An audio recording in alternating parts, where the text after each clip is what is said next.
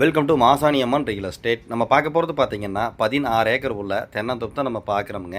அது வந்து பார்த்தீங்க அப்படின்னா நல்ல ஒரு வாட்டர் சோர்ஸ் இருக்கக்கூடிய லேண்டு பார்த்துட்ருக்கோம். வீடியோவில் பார்க்குறது வந்து பார்த்தீங்கன்னா கிணறுங்க. அது வந்து 16 ஏக்கருக்கு ஒரே கிணறு, பெரிய கிணறுங்க.